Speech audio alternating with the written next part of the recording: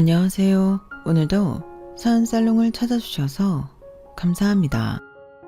저는 올해도 남편과 결혼 9년 차인 내일 모레 마흔을 앞두고 있는 여성입니다.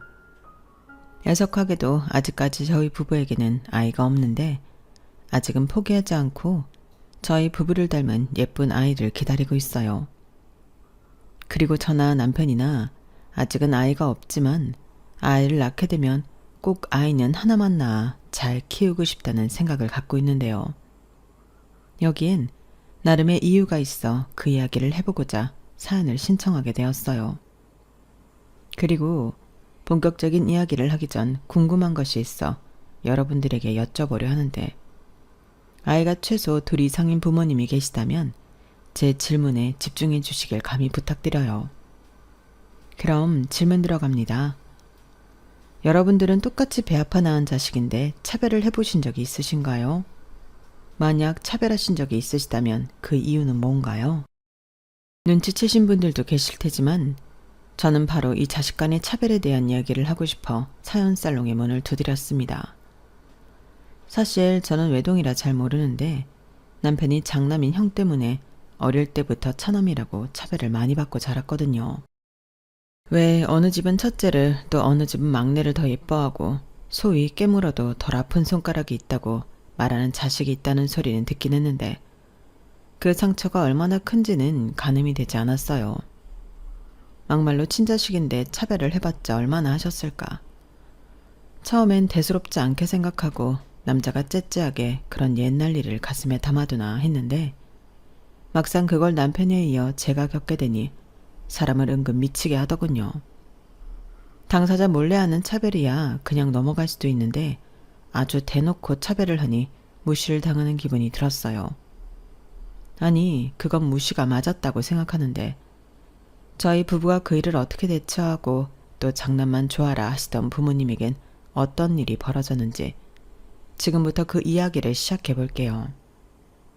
우선 짧게 저와 남편이 부부의 연을 맺게 된 시점부터 이야기를 풀어보자면, 저희는 친한 지인의 소개로 만났지만 그때는 서로 호감을 느끼지 못하고 헤어졌다가 1년 뒤에 다시 만나 인연을 맺은 케이스였어요. 다시 만났을 때는 나름 소개팅한 상대였다고 반갑더라고요. 그리고 그렇게 다시 만난 장소가 심야 영화관이었는데 무슨 운명 비슷한 거였는지 제가 이사를 간 동네가 남편이 꽤 오랫동안 혼자 자취를 한 동네였죠. 그래서 동네 맛집, 병원, 카페 등등 남편에게 소개를 받게 되었는데 그렇게 동네 친구로 시작해 저희는 가까운 사이가 되었죠. 동네가 같다 보니 편한 옷차림에 화장도 하지 않은 맨 얼굴로 남편을 만나러 갈 때도 많았는데 그러면서 점차 저도 남편도 상대의 편안함을 느꼈던 것이 컸어요. 물론 설레고 두근두근 하는 연애도 꿈꿨을 때가 있긴 했지만 첫사랑도 아니고 언제부터인지 저는 친구처럼 편안한 상대를 만나고 싶더라고요. 그리고 저에겐 그게 남편이었는데 남편 역시 가랑비에 옷 자는 걸 모른다고 점점 저에게 빠졌다고 했어요. 저 말은 솔직히 좀 닭살이긴 한데 실제로 남편이 그렇게 말했거든요. 그 동네에 제가 살지 않고 우리가 이렇게 편하게 만날 수 없다고 생각하면 과연 예전처럼 살 수 있을까? 자기는 자신이 없다고 했는데 그렇게 저희 둘의 서로의 곁이 좋아 연인 사이가 되었고 부부의 연까지 맺게 되었죠. 그런데 말은 쉽게 된 것 같지만 여기엔 조금의 우여곡절이 있긴 했는데요. 사실 남편 위로 형이 있고 그 형이 결혼하지 않은 한 저희는 언제 결혼할 수 있을지 모르는 일이었어요. 제가 외동이라 그런지 모르지만 그게 왜 중요한지 저는 당초에 이해를 하지 못했는데 그 집구석은 언제나 늘 장남이 먼저인 집인 건 알고 있었어요. 그런데 남편보다 3살이 많은 아주버님은 무슨 이유인지는 모르겠으나 자기는 결혼할 생각이 없다며 비혼을 선언해버렸고 원래도 장남이 집안의 기둥이라고 생각하던 시부모님은 충격에 빠지셨는데 3살 아래 둘째까지 결혼을 밀려 못할까봐 저희가 먼저 결혼을 하게 되었어요. 이걸 고맙다고 해야 할지 참 아이러니하긴 했는데 남편은 이미 저를 만나고 있었으니까 집에서도 시간만 끌다 둘째도 헤어지면 당신들은 언제 며느리 구경을 할 수 있을까 초조하셨던 것 같아요. 그래서 얼떨결에 받게 된 결혼 허락이었는데요. 말이 허락이지 딱히 부모님의 도움을 받을 건 없었어요. 저희는 철저하게 반반 결혼을 했거든요. 집 전세 보증금도 반반, 혼수도 반반, 결혼식장, 신혼여행 이런 것도 전부 반반씩 했는데 남편이 생각보다 돈을 많이 모아두지 못해서 남편 기준에 맞춰서 결혼 준비를 했어요. 그런데 저희가 결혼한 후에도 시부모님, 특히 시어머니는 장남을 먼저 장가 보내고 둘째를 장가 보냈어야 했다며 불필요한 하소연을 자주 했는데 좋은 소리도 한두 번이지 듣기 싫은 비슷한 말들을 자꾸만 하시는데 들어주기가 힘들더군요. 아, 우리 정민이가 장가를 먼저 갔어야 하는 건데 동생이 먼저 장가를 갔으니 애라도 먼저 나오면 이걸 어떻게 할 거야? 라고 하셨는데 저희 부부 없을 때나 하시지 며느리 보시고 굳이 그런 말을 하는 이유가 뭘까? 저는 이해가 가지 않았어요. 저도 사람인데 이왕이면 시집와서 시부모님과 잘 지내고 싶지 않겠어요? 그래서 나름 잘 보이려 애도 쓰고 돈도 쓰며 시댁을 다녔는데 자꾸만 제 앞에서 이상한 소리를 하시니까 제 마음도 돌아서게 되더라고요. 막말로 아주버님이 장가를 갈지 안 갈지 모르는 그런 상황이면 제가 그 집의 유일한 며느리가 될 수도 있는 건데 그럼 저를 예뻐해 주셔야죠. 그런데 저희 시부모님은 그런 생각을 하실 수 있는 분들이 아니셨어요. 오히려 결혼 초반에는 지금 생각해도 너무 소름이 끼치는 말을 하시기도 했는데 그 말이 뭐였는 줄 아세요? 너는 앞으로 남편이 둘이라고 생각해. 너무 네 남편만 챙기지 말라는 소리야. 네 위로 손위 형님이 없으니 어쩌겠니? 우리 큰아들 장가 가기 전까지는 너는 그냥 아주버님도 네 남편이다 생각하고 챙겨. 내 말 무슨 뜻인지 이해했지? 이렇게 말씀하셨는데 제가 무슨 다부일처제도 아니고 그런 말은 너무 싫다고 했어요. 다행히 아주버님도 무슨 재수씨한테 그딴 소리를 하냐고 펄쩍 뛰시더라고요. 그리고 남편의 얼굴도 금방이라도 터질 것 같은 얼굴이었는데 결국 남편이 대놓고 화를 낼까봐 제가 그냥 어머님이 아주버님이 결혼을 안 하셨으니까 좀 챙겨달라는 말을 잘못하신 것 같아. 아마 속으로 아차하셨을 거야. 그러니까 자기도 너무 오버하지 마. 라며 마음에도 없는 소리도 했는데 아마 시어머니는 제 바람대로 아차하진 않으셨을 거예요.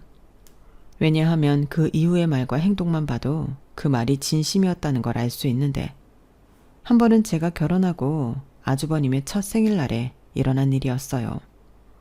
보통 가족 구성원 중에 생일이 있으면 모여서 저녁 한 끼 정도 같이 먹는 경우가 대부분이잖아요.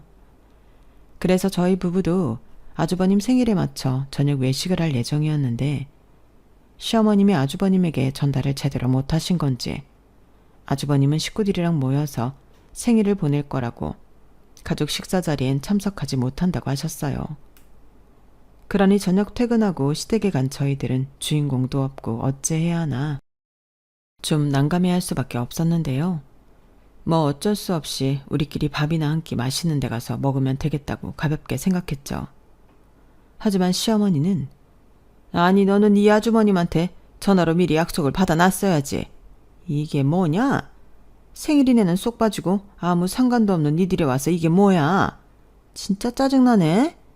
라고 저한테 화풀이를 하셨는데 저는 이게 왜 제가 혼이 나야 하는 일인가 기분이 언짢았어요. 그래서 어머니, 아주버님이 가족들보다는 친구들이랑 생일을 보내고 싶으셨나 보죠. 그리고 그걸 재수씨인 제가 전화해서 얘기를 해요. 같이 사는 어머님이 아주버님한테 말씀하셔야죠. 왜 엄한 저한테 그러세요? 이렇게 말씀드렸는데 시어머니는 당연했고 시아버님도 깜짝 놀라셨어요.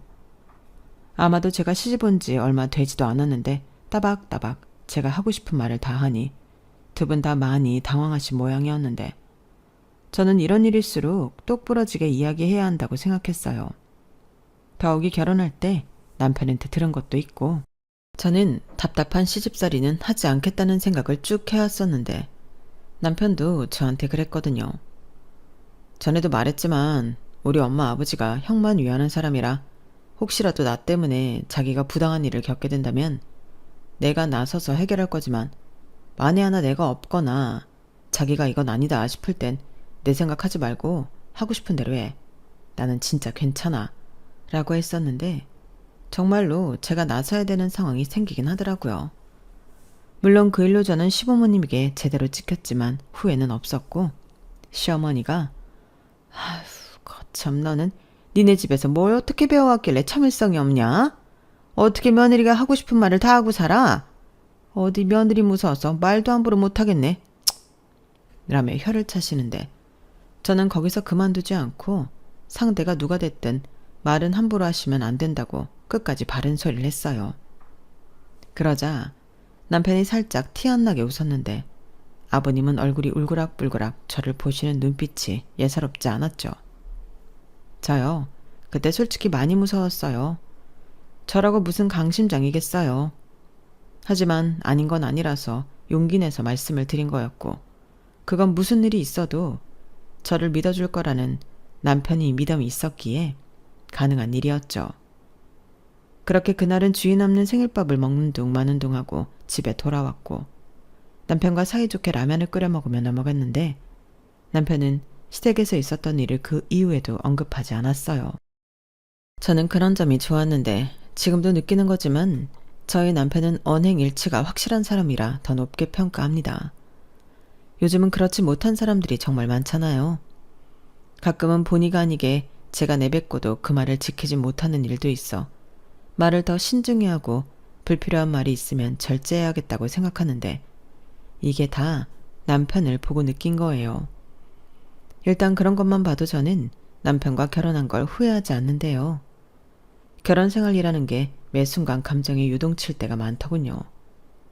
특히 아주버님에겐 한없이 너그러우신 시부모님이 남편과 저에겐 의무 어쩌고 하면서 압박해 올 때는 이놈의 집구석 확 엎어버리고 싶었던 적이 한두 번이 아니었는데 여기서 한 가지 더 질문이 있어요. 아들이 장가를 안 갔을 때는 결혼식 혹은 제사처럼 경조사에 참석하지 않아도 괜찮지만 장가를 갔으면 무조건 그런 경조사에 참석해야 하나요? 저희 시부모님은 그렇다고 하셨어요.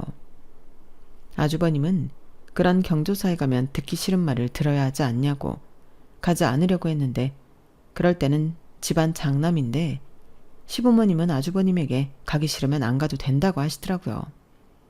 그러니 장남도 안 가는데 왜 우리는 오만 경조사를 다 쫓아 다녀야 하나 불만이 생겼고 마침 그날은 제가 회사 일이 많이 바빠서 양해를 구했는데 불발하게 떨어졌어요. 어디 며느리가 회사 핑계로 제사를 제끼려고 들어? 너 사표 쓰는 한이 있어도 제사는 와야 한다.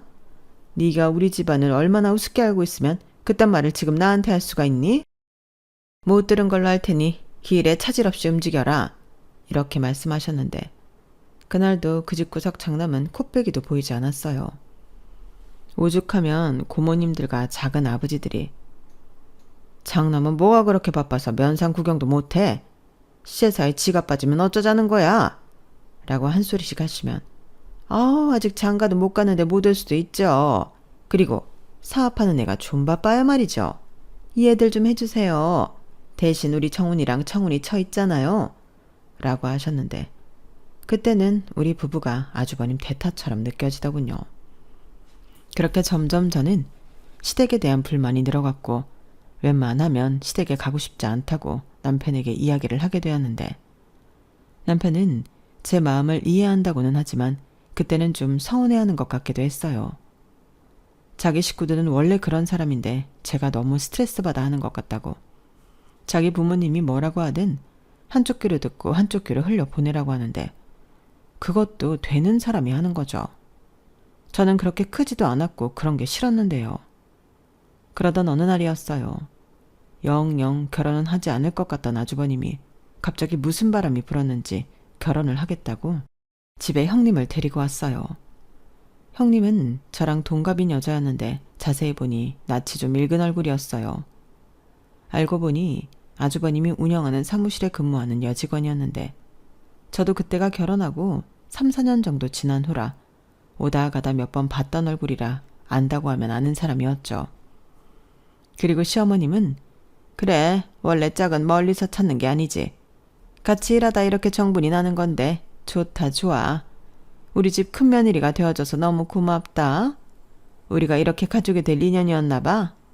아, 이럴 줄 알았으면 좀 더 빨리 시집오지. 그냥 보낸 시간이 너무 아깝지 않니? 라며 형님을 바라보는 시어머니 눈에서 꿀이 뚝뚝 떨어졌는데 그때부터 자식에 이은 며느리 차별이 지옥이 시작되었어요.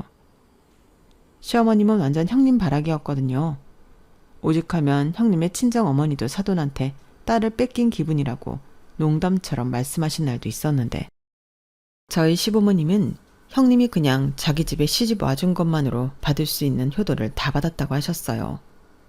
그러면서 저희 때는 상상도 하지 못했던 신혼집도 척척 사주셨는데 예단 혼수도 필요 없다고 형님에게 몸만 시집 오라는 듯 하시더라고요. 그걸 옆에서 제가 모두 다 지켜보는데 시어머니는 저를 신경도 쓰지 않으셨어요. 장남이 장가를 가는데 당연하다고만 하시더라고요.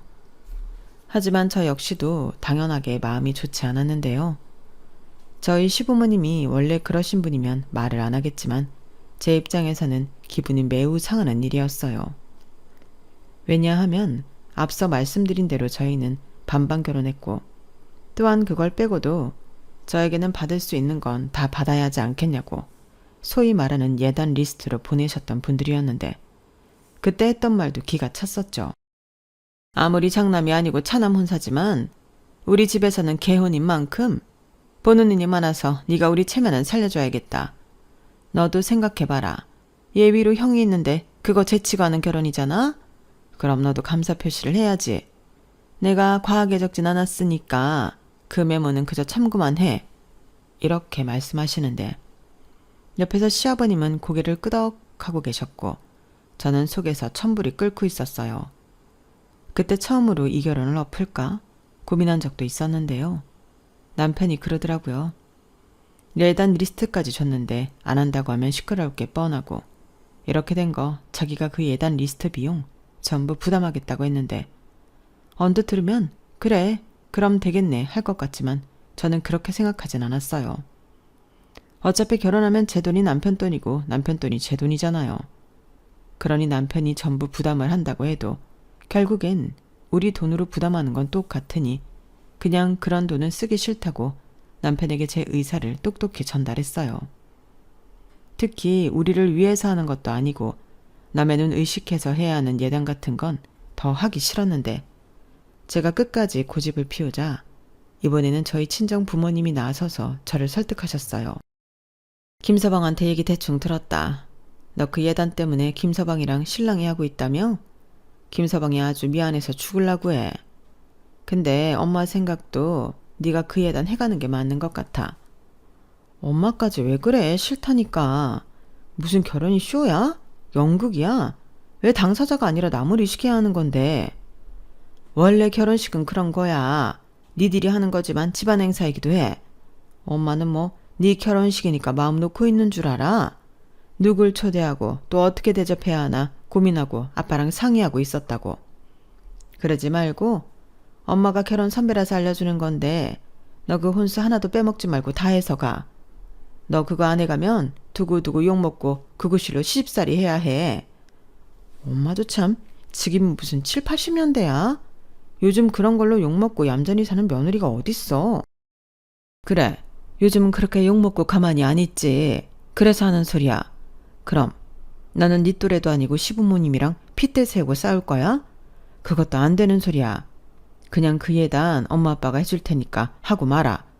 우리도 너 시집 보내려고 그동안 모은 돈 있어. 그걸로 하자.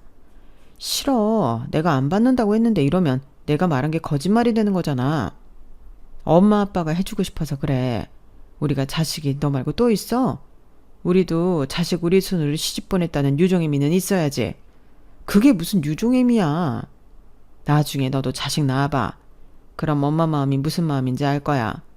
아무튼 이 예단 문제는 이렇게 끝내자. 이렇게 저희 엄마의 중재로 저는 내키지 않지만 시어머님이 원하는 예단을 전부 다 해갔어요. 그런데 형님은 숟가락 젓가락도 없이 정말 몸만 시집 오르게 생겼으니 저는 속에서 부하가 치밀 수밖에 없었죠. 그리고 그뿐만이 아니라 그 이후에 제가 겪게 된 차별은 치사 그 자체였는데 여러분 세상에서 가장 치사한 게 뭐라고 생각하세요? 저는 음식 가지고 차별하는 게 제일 치사하다고 생각해요. 그런데 저희 시어머니는 차라리 저희 부부 몰래 형님네만 챙겨주시면 될 일을 굳이 꼭 저를 알게 하셨고 그 심부름도 저에게 시키려 하셨는데 그럼 음식을 싸주신 통의 사이즈만으로도 어머님의 마음을 확연하게 알 수 있었어요.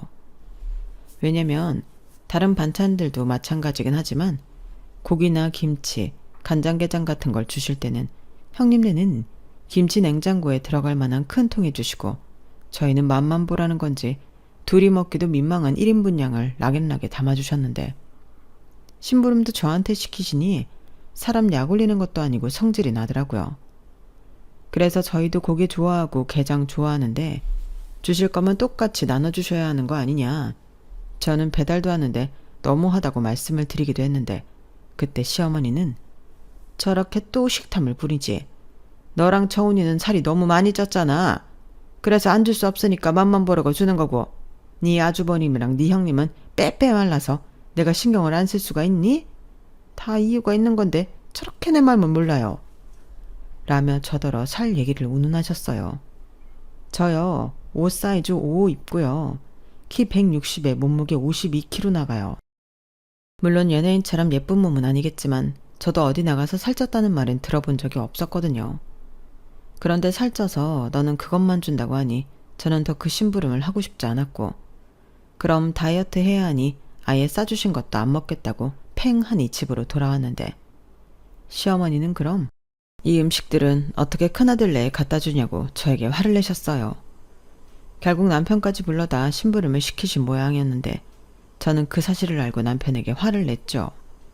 자기는 속도 좋아. 그걸 아주버님네에 가져다 줬다고? 이미 자기가 와서 한바탕 했다며. 그리고 나는 그런 거 익숙해. 아니 익숙할 게 따로 있지. 자기가 바보야? 그 통 크기 봤지? 기분도 안 나빠? 안 나빠. 원래 그런 사람이잖아. 그리고 앞으로는 그런 거 있으면 자기 부르지 말라고 내가 신신당부했어. 내가 하고 말지. 여러분은 저희 남편의 말을 공감하실 수 있나요? 저는 이게 바로 가정교육의 무서운 점이라고 생각했어요. 익숙하니 그냥 하고 만다. 이것처럼 무서운 말이 없잖아요. 하지만 남편은 원래도 어릴 때부터 형 때문에 잔심부름을 많이 해왔다며 이런 일은 별일도 아니라고 하는데 제 속만 뒤집어졌어요. 그리고 저보다 늦게 시집을 온 형님도 자기가 맞이고 시부모님이 자기를 예뻐한다는 걸 알아 저에게 참 형님 대접을 받고 싶어 하셨는데 기가 막혔죠. 동서, 나 냉장고에서 시원한 물 좀 꺼내줘라. 동서, 오늘 저녁 뭐 할 거야? 나는 불고기 먹고 싶은데. 동서가 해주면 안 돼? 이딴 말을 씹으렸는데요. 성질 같아서는 그 짧은 소리를 내는 형님의 혓바닥을 늘려주고 싶었어요. 하지만 차마 더러운 똥 근처에는 가고 싶지 않고 참고 옛다 거지 공양 밥 주듯 대충 해서 주곤 했는데 그럼 시어머니는 냉장고에서 있는 줄도 몰랐던 비싼 과일이며 언제 만들어 놓으신 건지 형님이 좋아하는 반찬들로 식탁을 채우셨어요. 그럼 또 혼자 신이 난 형님은 어깨춤까지 추면서 좋아라 했고 저는 거꾸로 밥맛이 떨어져 숟가락을 내려놓았어요. 그러니 점점 저는 시댁에 가고 싶지 않았는데 아주버님이 결혼하기 전에는 슬슬 줄이던 횟수가 형님이 생기고부터 다시 늘어나기 시작했어요. 또한 형님은 매너 없이 식구들 다 모이는 걸 알면서 당일 취소 통보를 하는 경우도 많았는데 완전 노매너가 따로 없었어요. 오늘은 네 형수가 몸이 좀 아프단다. 아파서 밥 생각도 없다는데 오라고 할 수가 없잖아. 오늘은 그냥 냉장고에 있는 걸로 대충 먹자. 나물 남은 거 있는데 그거 모아서 비벼 먹을까? 네? 어머니, 저 그렇게 잔반 처리하는 비빔밥 안 좋아해요. 좀 전에 냉장고에 보니까 갈비살 있던데 저희 그거 구워 먹어요. 얘도 참 큰애 내외도 없는데 뭐하러 그 비싼 걸 먹냐? 그냥 오늘은 대충 먹어. 너 싫으면 먹지 마라. 엄마, 왜 말을 그렇게 해? 그리고 우리는 뭐 시간이 남아 돌아서 여기 있는 줄 알아? 형수도 진짜 경우가 없다. 하루 전날이라도 알려줬으면 이런 일이 없잖아. 사람 아픈 게 어디 마음처럼 되니? 아, 아파도 오려고 했다가 도저히 못 오는 거겠지. 지가 지금 마음이 얼마나 안 좋겠니? 근데 우리끼리 신났다고 고기를 구워 먹어? 나는 그렇게는 못한다. 그래, 형도 없는데 무슨 니들 싫으면 가서 니들끼리 고기 사 먹어라. 나랑 니 엄마는 대충 먹으면 되니까. 아, 예, 그럼 그러세요. 그리고 저희도 매번 이럴 수는 없으니까 특별한 날 아니면 형이랑 형수만 불러다 시간 보내세요. 뭐야? 너 지금 부모 앞에서 뭐 하자는 거야? 어차피 엄마랑 아버지는 형이랑 형수 불러다 시간 보내고 싶어서 저희 부르시는 거잖아요. 저희가 왜 거기에 이용당해야 해요? 저희도 바빠요. 식구들끼리 얼굴 보고 시간 좀 보내자는 건데 너는 그게 그렇게 한이 꼽니? 그 말은 저한테 하지 마시고 형한테나 하시죠. 전에 우리 집사람도 속 안 좋다고 집에서 쉰다고 했는데 엄마가 그런 게 어딨냐고 식구들 다 모이는데 오라고 했잖아요. 그럼 제 집사람 기분은 어떨 것 같아요? 누군 봐주고 누군 안 돼요? 저도 쪽팔려서 그래요. 뭐야? 너 집에 가면 우리 아들한테 뭐라고 하니? 내가 뭘 그렇게 기분 나쁘게 했다고? 이런 거요. 당연히 기분 나쁘죠. 어머님은 어머님이 안 당해봐서 모르세요. 아무튼 저도 이 말에 동감이에요. 매번 아주버님이랑 형님은 개인 사정 있으면 못 온다고 통보만 하면 끝인데 저희도 거기에 노란하고 싶은 마음은 없거든요. 그냥 네 분들이 모여서 즐거운 시간 보내세요. 자기야 가자. 나 배고파. 우리 오늘 기분도 그런데 갈비 먹을까? 완전 비싼 걸로. 저희 부부는 그날 시원한 맥주에 평소에는 손 떨려서 먹지도 못한 생갈비를 시켜다 맛있게 먹었어요. 그렇게라도 기분을 바꾸지 않으면 안 될 것 같은 날이었는데 남편은 술에 살짝 취해서 저에게 미안하다고 했죠.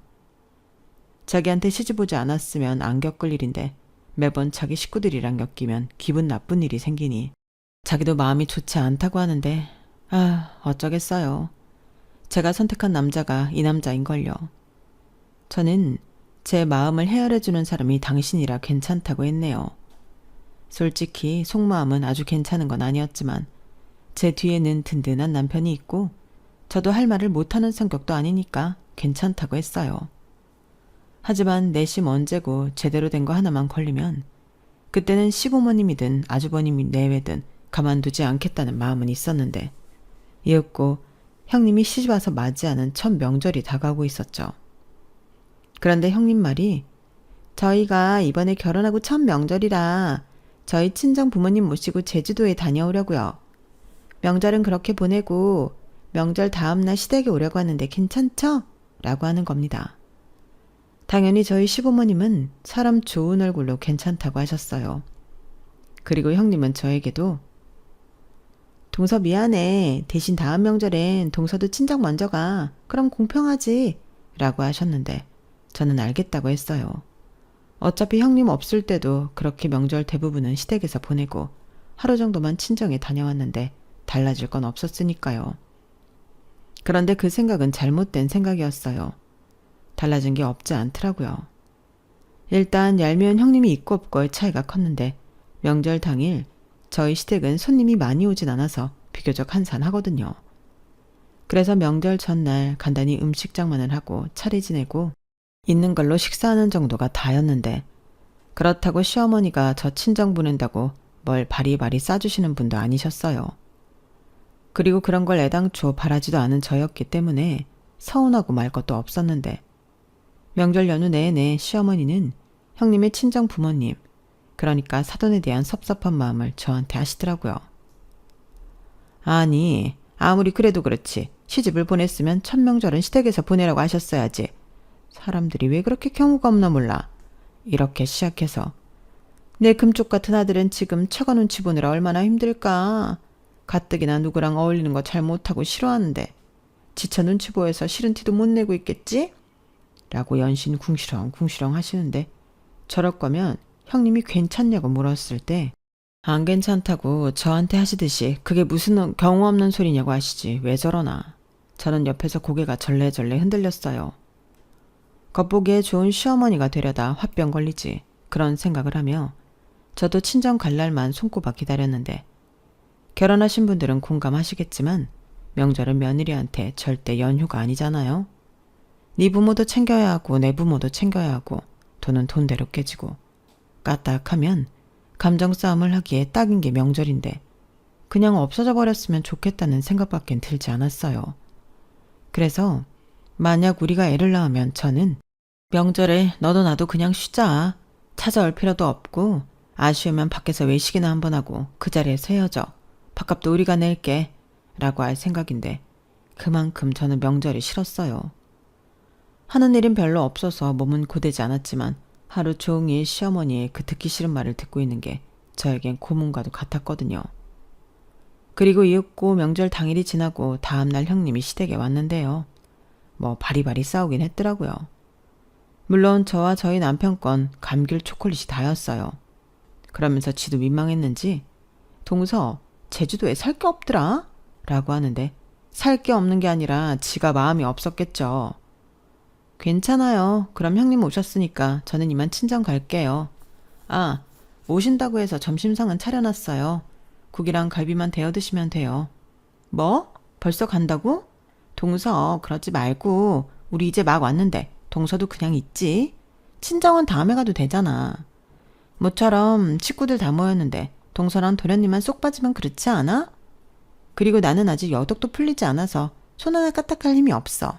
동서가 있어야 해. 형님, 설마 지금 그 말 진심은 아니시죠? 형님은 내내 친정 식구들이랑 여행하셔놓고 저는 가지 말라고요? 어? 아니, 내 말은 그게 아니고 다음에 가라고. 꼭 오늘 가야 해? 나 시집와서 처음 맞이하는 명절인데?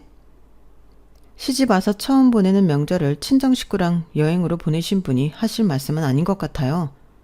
저도 저희 부모님 보고 싶어요. 저는 외동이라 저 말고는 집에 갈 자식도 없는데 이건 경우가 없는 거죠. 너도 참, 뭘 그렇게 경우까지 따지면서 정색을 하니? 네 형님이 너 간다고 하니까 아쉬워서 그러는 거잖아. 맞아요, 어머니.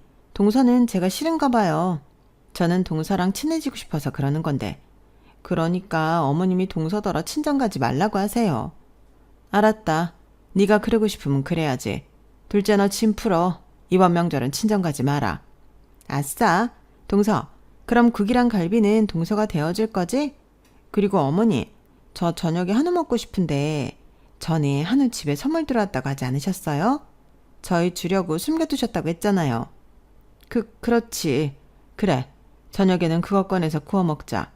둘째 너도 저녁에는 한우 먹으면 되겠네. 와, 지금 다시 그때를 떠올려도 키보드를 치고 있는 제 손이 마구 떨리네요. 저는 주체할 수 없는 분노를 느꼈어요. 그리고 오늘이 그날이구나 딱 그런 생각이 들었는데 갑자기 주방 쪽에서 우당탕탕하는 굉장한 소음이 들렸어요. 저를 포함한 모든 식구들이 소리가 난 쪽으로 뛰어갔는데 세상에나 거기엔 저희 남편이 그 무거운 식탁을 엎어버린 거 있죠. 그러니 그 위에 차려진 음식들이 모두 바닥에 나뒹굴고 있었는데 시어머니가 아끼는 접시며 그릇도 산산조각이 나 있었어요. 당연히 시어머니는 악소리를 내며 난리가 나셨고 시아버님은 저희 남편의 멱살을 잡으며 너 이놈 도대체 이게 무슨 짓이야? 라고 소리를 질렀는데 금방이라도 한 대 치실 기세였어요. 그러자 아주버님이 나서서 시아버님을 말렸고 형님은 인상을 찡그리며 아주 작은 소리로 뭐야? 라고 하는데 저는 그런 형님의 뒤통수를 보고 참을 수 없는 분노를 느꼈어요. 그래서 이판사판이란 생각에 친정 가려고 싸둔 짐가방 그 중에 가장 큰 가방을 형님 뒤통수로 던졌는데요. 어머, 왜 그게 거기로 날아갔지? 형님, 죄송해요. 제가 저쪽으로 치운다는 게 형님 뒤통수를 쳤네요. 라고 능청을 떠니 형님 눈깔이 횟가닥 돌았어요. 한마디로 집안이 쑥대밭이 되었는데 시아버님이 남편과 저에게 썩 꺼지라고 호통을 치시더라고요. 나는 우리 장남만 있으면 된다. 니들은 없어도 되는 존재들이야. 다시는 내 눈앞에 띄지 말고 연 끊어줄 테니 니들 마음대로 하고 살아라. 이렇게 말씀하셨는데 저는 속으로 아주 쾌재를 불렀어요. 연 끊자는 말이 그렇게 감사하고 달콤하게 들릴 수가 없더라고요. 하지만 남편은 눈물을 뚝뚝 흘리며 그래요. 어차피 저는 장남도 아니고 엄마 아버지는 형만 있으면 되잖아요. 그리고 형도 사람이 그러면 안 되는 거예요. 형수가 뭔데 제 와이프 친정에 가라 마라 합니까? 자기는 하고 싶은 거 다 하고 뭐요? 놀고 와서는 손 하나 까딱 할 힘이 없어요? 지금 그걸 자랑이라고 해요? 형도 참 어디서 형하고 똑같은 여자를 데려와서는 나는 이만 빠질 테니까 형이 엄마 아버지 평생 책임져. 저는 돌아가셨다고 해도 장례식에는 가지 않을 테니 만수무강하세요. 그렇게 좋아하는 장남이랑 맏며느리 더 보셔야 하니까. 이렇게 말했는데 참 마음이 안 좋게도 그 순간 남편의 말을 귀 기울이는 가족들은 아무도 없었어요. 아버님은 담배만 뻑뻑 피웠고 시어머니는 울고 형님은 제가 던진 가방이 아프다고 징징, 아주버님은 남편을 노려보며 씩씩거렸는데 아주버님은 이제 나이 먹고 늙을 일밖에 없는 부모를 자기한테 떠미는 거냐고, 그럴 거면 유산도 포기하고 나가라고 소리를 지르더라고요. 물론 저희 남편은 그깟 유산 안 받아도 그만이고 그렇게 좋아하는 장남한테 몰빵해주지 않겠냐고 애당초 기대도 하지 않았다고 했는데 그건 실제로 그랬어요. 저랑 가끔 이야기를 하면 남편은 기대감이 정말 1도 없더라고요. 대신 저는 그동안 한 고생이 있으니 이대로는 억울하게 느껴졌는데요. 남편이 그러더라고요. 그 돈 공짜 아니야. 얼마를 받든 그 돈 받게 되면 평생 다시 엮여서 살아야 해. 나는 그땐 그 돈 안 받고 자유롭게 살고 싶어. 이런 소리를 들었는데 저도 시간이 지나면서 남편의 그 말이 무슨 뜻인지 알게 되었어요. 그래서 저 역시도 시댁 재산에 대해 생각도 하지 않게 되었는데요. 그렇게 저희 부부는 시댁과 연을 끊었어요. 하지만 시부모님은 이 사태를 그렇게 심각하게 받아들이지는 않으시는 것 같았어요. 왜냐하면 명절 연휴가 끝나고 아무렇지 않게 시어머니가 전화를 하셨는데 혹시나 뒤늦게나마 작은 아들한테 미안해서 전화를 하셨나 하는 기대로 전화를 받았지만 시어머니는 나다. 성질대로 하고 가니까 속 편히 참 잘 오드냐? 라며 시비를 걸기 시작하셨어요. 그러니까 기대한 저만 바보가 되었는데 저도 이왕 통화를 하게 된 거 마지막일 것 같은 생각에 하고 싶은 말은 미련 없이 다 하자 마음을 먹었어요. 그래서 21번 가다듬고 이내 하고 싶은 말을 줄줄이 굴비역듯 쏟아내기 시작했는데요. 몇 번이고 중간에 제 말을 끊으려고 했던 시어머니지만 당신 뜻대로 되진 않았고 제 이야기를 다 듣게 되셨어요. 어머니는 아직도 저희한테 용건이 있으세요? 저희라고 속이 편하진 않았죠. 하지만 저는 터질 게 터진 거라고 생각해요. 어머니랑 아버님이 오죽 아버님만 싸고 들면 그이가 그래요. 그리고 어머님이 그렇게 장남 맏며느리 타령하시니까 아주버님도 형님도 저희를 무시하잖아요. 그럴 때마다 저랑 그이 속이 어떤 줄 아세요? 저는 그렇게 하나하나 짚으며 마치 남편의 대변인이라도 된 듯 서운한 것들을 짚어드렸어요. 하지만 시어머니는 그게 뭐가 어쨌다는 거냐고 자기랑 자기 남편은 잘못이 없다고 끝까지 우기셨는데 그럼 이런 전화도 하실 필요 없는 거 아니냐고 다시 한번 천륜이 끊어졌음을 알려드렸어요. 그러자 이번에는 제가 시집을 와서 남편이랑 멀어지게 되었다고 엉뚱깽뚱한 소리를 하기 시작하셨고 저는 쓸데없는 소리 하실 거면 전화 끊겠다고 하고 번호도 차단해버렸는데 남편에게 시어머니가 전화를 하셔서 또 뭐라고 하셨다 얘기하니 남편은 내내 생각하고 있던 거라며 이참에 이사도 가자고 하더군요. 어차피 그때가 저희가 연장했던 전세 계약이 끝날 시점이었거든요. 그래서 남편의 의견 100%를 반영해 저희는 이사를 가게 되었는데 남편이 먼저 처갓집 근처로 가자고 했어요. 어차피 시부모님이 저희 친정 주소를 알고 있는 것도 아니었고 자식이 하나인 저희 부모님을 배려해 그 근처로 가는 게 좋지 않겠냐고 남편이 말해주는데 너무 고맙더라고요. 그리고 이 사실을 저희 부모님에게 말씀드리니 안타까워하시면서도 또 한편으로는 저처럼 김서방의 속이 깊어. 아휴, 저런 아들이 어딨다고. 우리라도 친아들처럼 잘해줘야지 라고 고마워하셨는데 그래서 저희가 이사가는 전셋집을 같이 골라주셨어요. 그런데 매매가나 전세보증금이나 큰 차이는 없었고 전세 사기로 한바탕 시끄러우니 저희 부모님이 그냥 매매가 어떻겠냐고 하셨는데 집값의 절반은 저희 부모님이 도와주시겠다고 하시더라고요. 하지만 남편은 그건 안 될 말이라고 그런 부담은 드리고 싶지 않다고 거절했는데 저는 철없이 좋다고 했어요. 그만큼 우리가 우리 부모님한테 잘하면 되는 거 아니냐고. 저는 집을 사고 싶다고 했는데 결국 그렇게 집을 매매했죠. 결혼하고 처음으로 생긴 우리 집이라고 생각하니 매일매일이 신나고 기대가 찼는데 그때 저희 엄마가 동네에 이런 호재가 있다며 집값이 오를 거라고 귀뜸도 해주셨어요. 그러니 그 집을 절대 놓치고 싶지 않았는데 감사하게도 친정 부모님의 도움을 받아 저희는 대출 없이 9억 아파트를 매매하게 되었어요. 그리고 실제 현재 시세로 저희 동네는 저희가 구매한 값보다 많이 올랐는데요. 물론 부동산 시세라는 게 오르락 내리락 하는 거지만 확실한 건 시부모님과 연을 끊고 저희 부부에겐 좋은 일만 생겼다는 거였어요. 그렇게 한 해가 지나고 두 해가 지나고 어느덧 시댁을 생각을 1도 하지 않게 되었는데 3년 정도 됐을까? 남편이 형한테 연락이 왔다고 하더군요. 기가 막혔어요. 이제 와서 무슨 연락을 하냐고 제가 펄쩍 뛰었죠. 그런데 아버지 간암이시래. 형이 자기도 할 만큼 했으니 이젠 우리더러 아버지 병원비랑 간병인비 내라고 하더라. 라고 했고 저는 순간 미친놈 외마디 욕이 튀어나왔어요. 그러자 남편도 자기도 그렇게 생각한다고 하면서 시아버지 앞으로 있던 보험들은 다 어쨌냐 물었다고 했는데 진단비니 뭐니 나온 것들은 이미 병원비와 수술비로 다 썼다고 하더랍니다. 당연히 믿지 않았어요.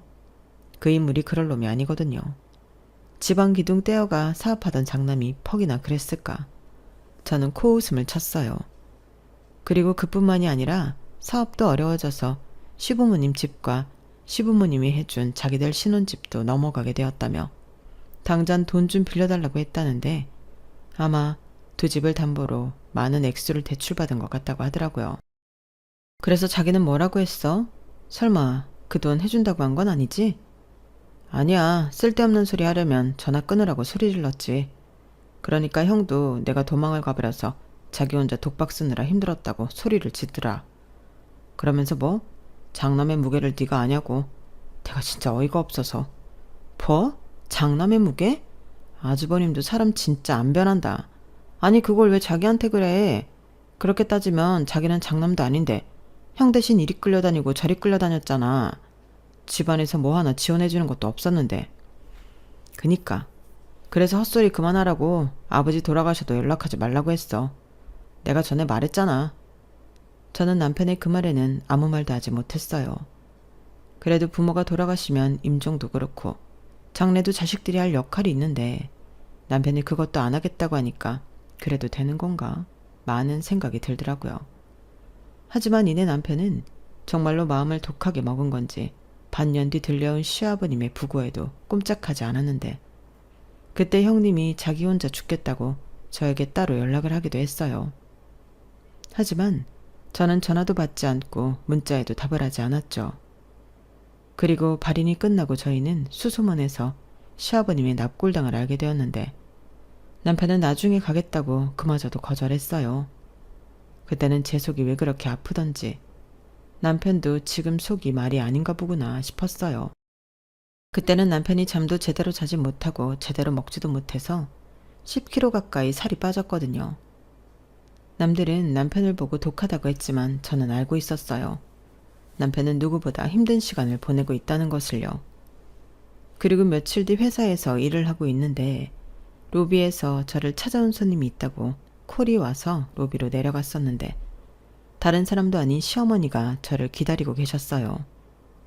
그리고 오랜만에 얼굴을 보는 건데 저는 하마터면 시어머니를 못 알아볼 뻔했어요. 그 이유는 시어머니가 그새 아주 폭삭 늙어 계셨기 때문이었는데 저를 보시고는 어쩔 줄을 몰라 하시며 시어머니가 덥석 제 손을 잡고는 이렇게 말씀하셨어요.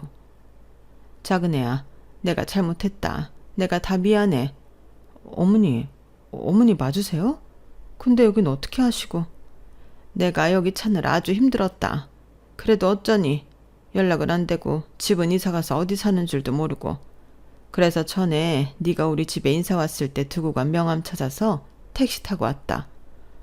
아, 그걸 아직도 갖고 계셨어요? 근데 여기까지 무슨 일로? 그게 네가 나를 좀 도와주면 안 되겠니? 정민이 그게 회사도 정리하고 해외로 날랐어. 집은 다 넘어가고 나는 지금 반지하 골방에서 지내고 있다. 정민이 그놈이 빚쟁이 때문에 조금만 숨었다가 연락을 하겠다고 했는데 나를 버리고 날랐어. 내가 그 말을 듣는데 억장이 무너져서 하늘이 노래지고 네 시아버지 따라가는 줄 알았다니까. 나 어쩌면 좋니. 재산이고 유산이고 다 줬는데 그것들이 나를 배신하고. 어머니는 아주버님이랑 형님이 그럴 거라고 생각도 못 하신 거죠? 저는 충분히 그럴 거라고 생각해요. 아버님 앞으로 나온 보험금도 아마 자기가 다 썼을걸요? 그래, 네 말이 맞다.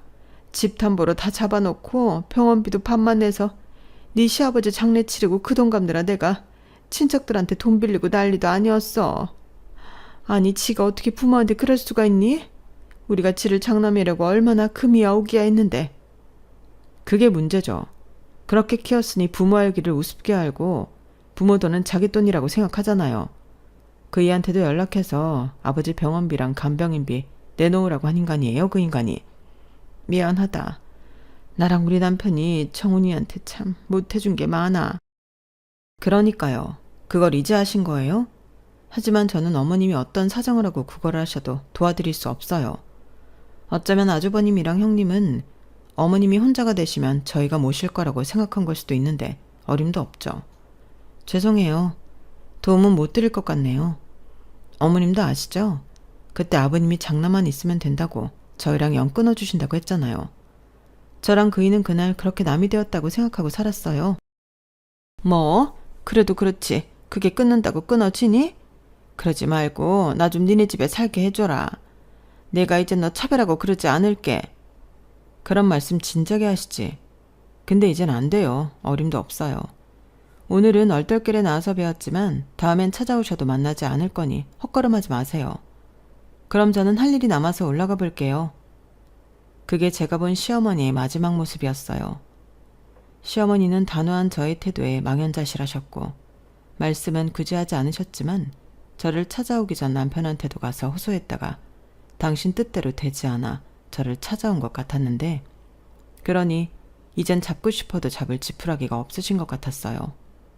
하지만 남편이 아니라고 하면 저 역시 아니기에 저는 나중에 욕을 먹을지언정 당신이 뿌린 대로 거두는 거라고 생각하고 그대로 제자리에 복귀했는데 그 이후에 들려온 소문에 의하면 시어머니는 어쩔 수 없이 당신 친정 오빠한테 가서 얹혀 사시는 것 같았어요.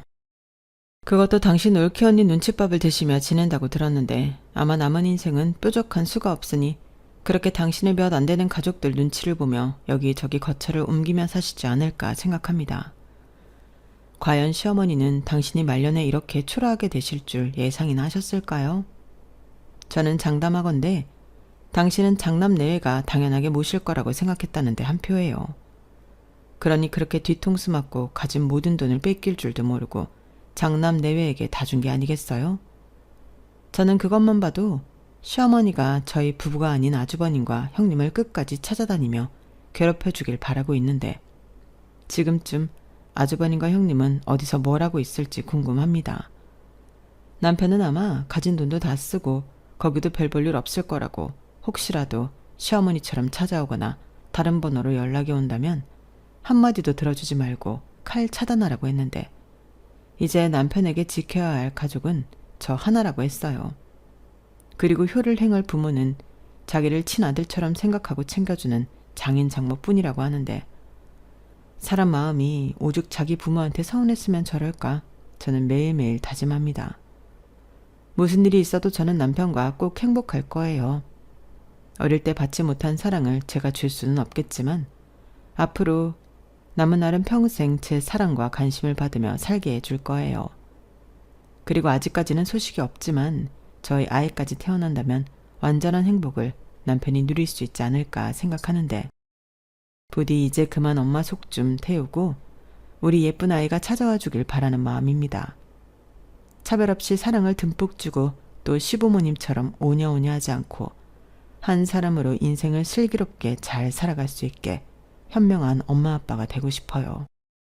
앞으로 남은 날은 아마도 부부로서의 시간보다 부모로서의 시간이 더 길지 않을까 그런 생각을 해보며 제 사연을 여기서 마치도록 하겠습니다. 제가 아직 세상을 오래 살지 못했지만 뿌린 대로 거둔다는 진리는 통하는 것 같아요. 잘못된 씨앗을 뿌리면 반드시 그 대가를 내가 치러야 하는데 저는 이왕이면 좋은 결과들만 얻고 싶어요. 매일매일 더디어도 좋은 사람이 되어가는 것. 그래서 제 옆에 있는 남편에게도 또 태어날 우리 아이에게도 부끄럽지 않은 한 사람이고 싶은 마음이 있는데 앞으로 더욱 열심히 성심을 다해 살겠습니다. 남편도 잘 챙기고 저희 부모님도 잘 챙기고 제 몸도 잘 챙겨서 꼭 예쁜 아이의 엄마가 되고 싶거든요. 그럼 지금까지 제 사연 함께 해주셔서 대단히 감사드리고 여러분들은 차별 없는 세상에서 미워하는 사람 없이 그저 행복하시길 바라며 마지막 인사를 드리겠습니다. 안녕히 계세요. 여러분, 사연 댓글에 응원과 현명한 조언 부탁드려요. 좋아요와 구독은 저에게 큰 힘이 됩니다. 오늘도 좋은 일 가득하세요.